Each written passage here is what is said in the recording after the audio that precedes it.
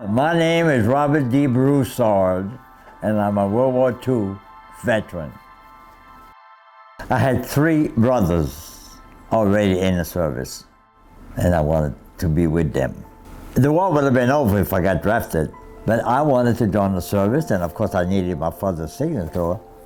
I was 17 July, and I joined in August. When we went to basic training in San Diego, and of course, they wanted to put you that fast to send you overseas. But me and a couple of other guys, country boys, we would giggle and talk, and you're not supposed to do that in rank when you're marching. So what they do to punish us, they make it, while they was walking, we would run. They put us through the training that the Army and Marine took. You know, when they put barbed wire right over the sand and you had to crawl with your gun, you know? Of course, you knew that there wouldn't be no bullet flying over your head, but they made you crawl in that sand. I came home on leave, I went back, and I waited for transportation to Hawaii. They put us aboard the battle wagon, USS Missouri. Now, I was not there for duty, though. I was there for transportation. And the sailors still have, when you move, you took all your clothes, put it in a sea bag, and then you had the mattress, your mattress, and you put it with that sea bag and secure it, put it on your shoulder. That was the way sailors move. So aboard the Missouri, there wasn't too much sleeping room, so we had to wait until the galley was clear out, and then we could put our hammock. And this is where we slept. And of course, the battleship was on maneuver, so we got a chance to, not to see, but to see those big guns, you know, 16-inch. I couldn't put my hand around that 16-inch bullet. That's how big they are. I could not put my hand around it. It's taller than me. Now, of course, it's all different belts and things that loaded. Same, I forgot how many bag of powder you put in there. But they said that this bullet goes over 20 miles. So the ship can stand 20 miles away and still hit the beach. Christmas Eve, we arrive in Hawaii. And of course, everybody got food poison, I think. There was not enough toilet for all of us. You laugh at me, this is true. This is true. So the next day, they took us to the dining, you know, to have Christmas dinner. Who the heck could eat after what we went through? When we was on Hawaii and they got us together, we had 80 men, just 2 officers, no chief. And there was all signalmen. Well, they said I was going to be a cook, but you don't cook K ration and C ration. The K ration, of course, you probably know, it's in a box, seal, and it's nothing, you just...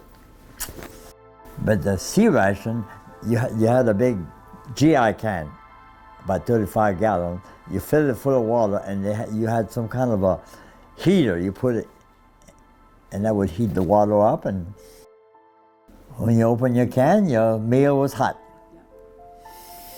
And after 3 months there, they issue us gear. And we thought we were going to Alaska or thing, you know, heavy boot, heavy jacket. They put me on a tanker called the USS Camel.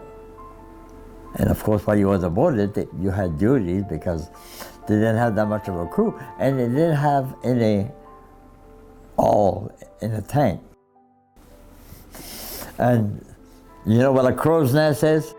Well, this is what my duty was, to stand watch up there on that crow's nest. You know, sometime when the ship did that, you thought you could almost touch the water. There was also a Seaview battalion with us. We stopped in 2 islands on the way to Okinawa. And of course, when we got to Okinawa, remember, we didn't have people on that beach, to hit the beach the way the Marine did. We had to wait until they cleared us up before they could bring us aboard. After the beach is taken, we would set up signal tower. The CB, well, they weren't no good. It was hard to get good drinking water there. And the CB had the facility to have it, and you had to beg to get some water from them. I was on the island until they dropped the bomb. Everybody said they felt a tremor. How true that is, I don't know. And of course, once the war was over, they signed it aboard the Missouri. They say you can go home, but you need point. And I was way down. So to get point, I re-enlist. And of course, if you re-enlist, they send you home. And that probably was my start of my 30 years. When the island was considered to be secured, me and a few other guys would, we didn't have anything to do, so we did. And of course they had caves there. This is where they buried their dead. And one time, one of my friends went into one of them, and there was a Japanese in there. He didn't know the war was over, and he started screaming. Oh, God.